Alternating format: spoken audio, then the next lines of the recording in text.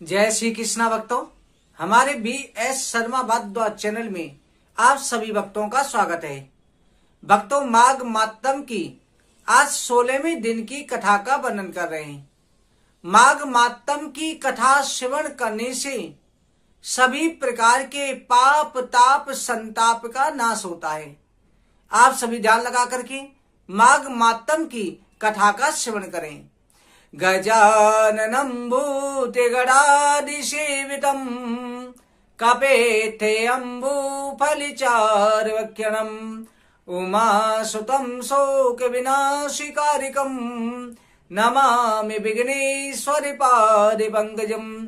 गुरुर्ब्रह्मा गुरुर्विष्णुः गुरुर्देवो महेश्वरः गुरुर्साक्षात् परं ब्रह्म तस्मै श्री गुरुवे नमः।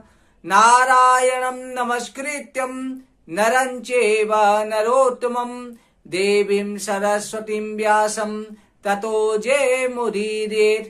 सर्वप्रथम भगवान श्री राधा कृष्ण के चरण कमलों में प्रणाम करके श्री व्यास जी महाराज, सरस्वती देवी एवं सदि गुरुदेव के चरणों का ध्यान करते हुए अपने माता पिता सभी पूजनों का आशीर्वाद लेते हुए भगवान श्री बांके बिहारी मुरली मनोहर लाल से प्रार्थना करते हैं, गोविंद हमको सद्बुद्धि देना, धर्म का रास्ता दिखाना, अपनी भक्ति और कृपा दृष्टि सदा बनाए रखना।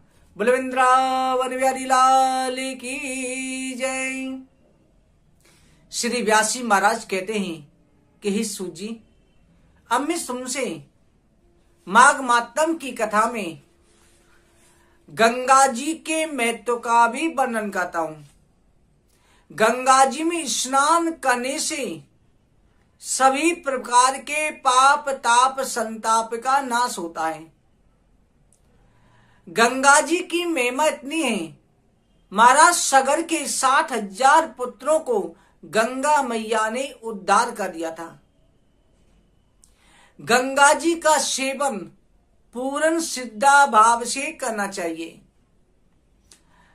दत्तात्रेय ऋषि कहते हैं कि हे राजन सहस्त्रार्जुन, प्रजापति ने पापों के नाश के लिए प्रयागराज की रचना करी। ब्रह्मा जी ने प्रयागराज की रचना करी, जहां पर गंगा जी यमुना जी इनकी धारा जो आपस में मिलती है परंतु एक दूसरे से अलग दिखाई देती हैं। जहां त्रिवेणी का संगम होता है, गंगा यमुना सरस्वती का संगम होता है।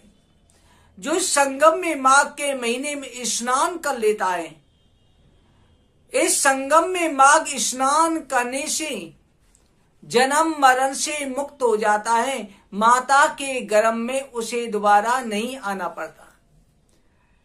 सभी भोगों को भोग करके ब्रह्म लोक को प्राप्त होता है। माघ के महीने में मकर के सूर्य में जो प्रयागराज में स्नान करता है, उसके पुण्यों की गिनती चित्रगुप्त भी नहीं कर सकते। 100 वर्ष तक निराहार रह करके व्रत रख करके तपस्या करके जो फल प्राप्त होता है, वो फल माघ के महीने में 3 दिन प्रयागराज में 3 दिन त्रिवेणी का स्नान करने से प्राप्त हो जाता है।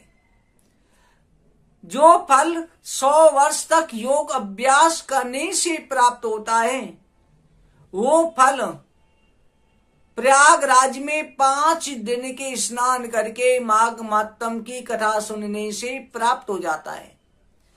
जैसे सर्प पुरानी काचली को छोड़ करके नया रूप ग्रहण कर लेता है, वैसे माघ के महीने का स्नान करने वाले व्यक्ति अपने पापों से निवृत्त होकर के पुराने पापों को छोड़ करके नए पाप गणने करते, पुण्य को धारण करते हैं। इस मनुष्य शरीर से मुक्त होकर के, जन्म मरण से मुक्त होकर के परमात्मा के ब्रह्म रूप को प्राप्त हो जाते हैं।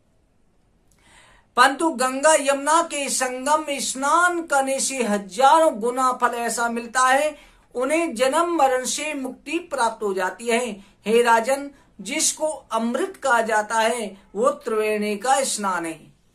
ब्रह्मा जी, शिव जी, रुद्र, आदित्य, मरुदगण, गंधर्व, लोकपाल, यक्ष, गोवक, किन्नर, अणमानिक गुणों से सिद्ध तत्वज्ञानी ब्राह्मणी, पार्वती, लक्ष्मी, नैना, अदिति, अदिति, संपूर्ण देव पत्नियां, नागों की स्त्रियां, घृताची, मेनका, उर्वशी, रंभा, त्रिलोक्षमा, अप्सरागण, पितरगण, मनुष्यगण कलयुग में गुप्त रूप से आकर के, जैसे सतयुग आर्य युगों में पृथक रूप से आके स्नान करते थे, आज भी कलयुग में त्रिवेणी का स्नान करने आते हैं, परंतु गुप्त रूप से आते हैं।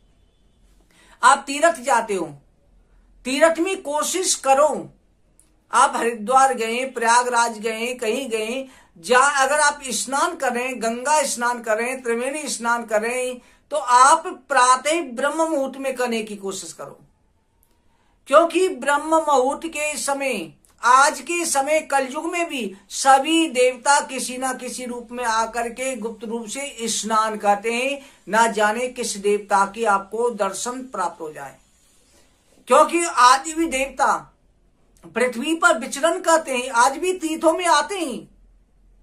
पर ये नहीं कि आप आराम से 10 बजे जाकर के स्नान कर रहे हैं। ऐसे समय में तो कोशिश करो जल्दी से जल्दी ब्रह्म स्नान करो, और वहां पर अपनी विचार रखो, भाव रखो, आपको देवताओं के दर्शन अवश्य होंगे, किसी ना किसी रूप में उनका सानिध्य प्राप्त आपको अवश्य होगा। भाव के बिना, बिना श्रद्धा के परमात्मा के दर्शन नहीं हो सकते, क्योंकि भाव के बिना कुछ भी नहीं है। भाव, श्रद्धा ये आवश्यक है। बिना भाव के आप कितना भी करो, कितना भी धन भंडारे करो, कितना भी लुटाओ, बिना भाव के नहीं होता, बिना श्रद्धा के नहीं होता, पूरा और विश्वास के बिना नहीं होता। लोग गंगा यमुना नहाने जाते हैं, हरिद्वार जाते हैं, प्रयागराज जाते हैं, तीर्थों में जाते हैं, परंतु क्या सभी वैकुंठ चले जाते हैं? नहीं।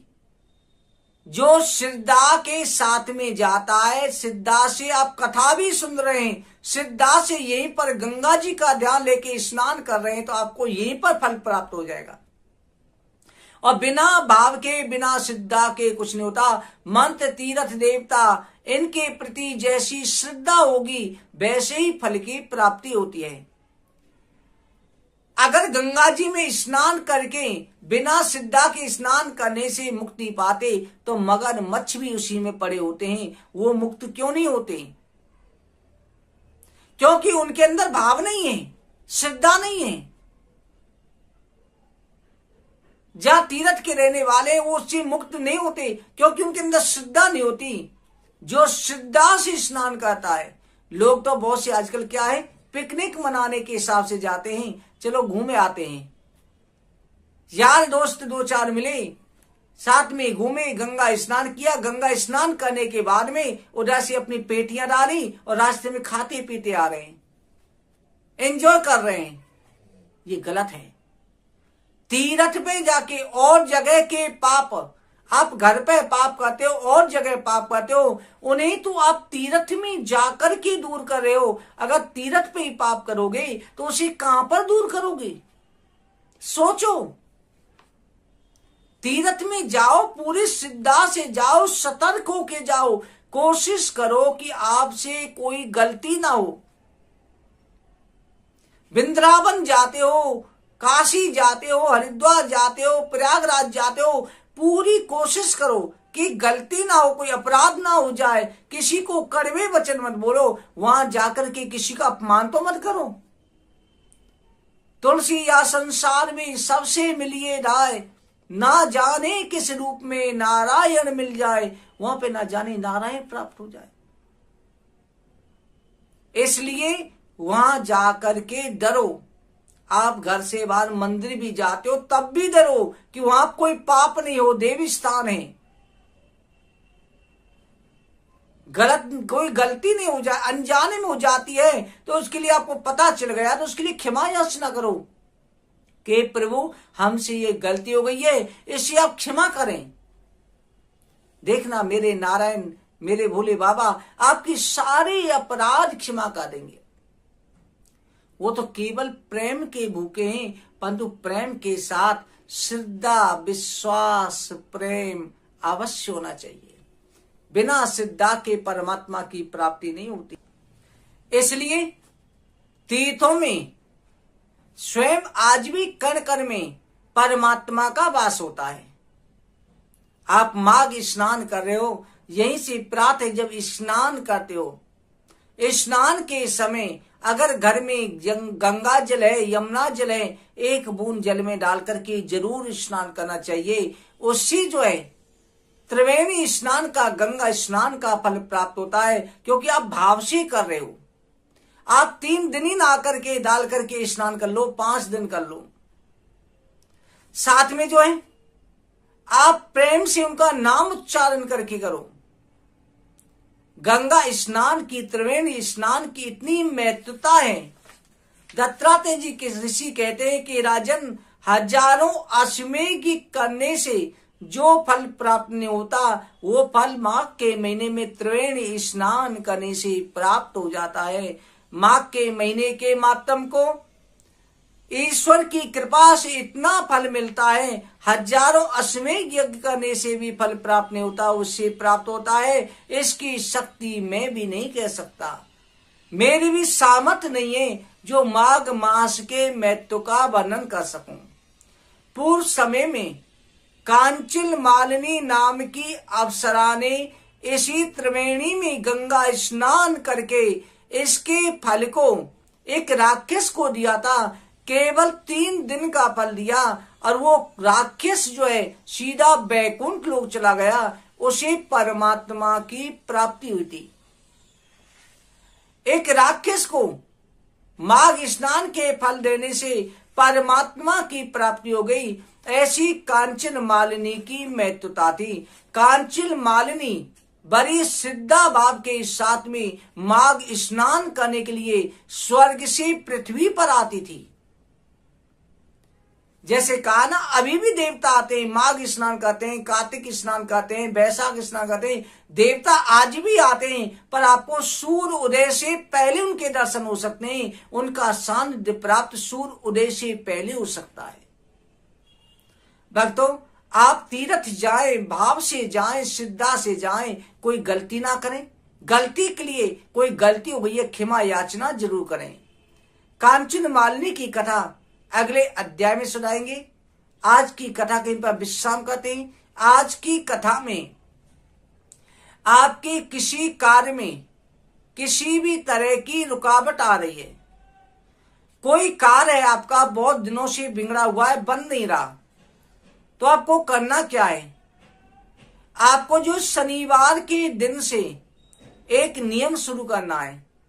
आपको करना यह है कि घी का दीपक बना करके पीपल के पेड़ के पास जाना है और वहां जाकर के पीपल के पेड़ के नीचे स्वास्तिक बना लो, आप रोली से बना लो, चंदन से बना, स्वास्तिक बना करके उसके ऊपर घी का दीपक रखो और दीपक जला करके थोड़े से गुड़ को भोग लगा दो। ये आपको अगर चलिया कर ले 40 दिन का तो बहुत अच्छा है, नहीं तो आप 7 दिन का तो जरूरी नियम कर लेना। आपको 7 दिन में ही चमत्कार दिखाई देने लग जाएगा, उस कार्य के रास्ते खुल जाएंगे। ये आज का उपाय है। भक्तों, अगर आपको हमारी कथा अच्छी लगी हो, लाइक और शेयर जरूर करें। आप सभी को जय श्री राधे। जय जय श्री राधे, जय जय श्री राधे, जय जय श्री राधे श्याम।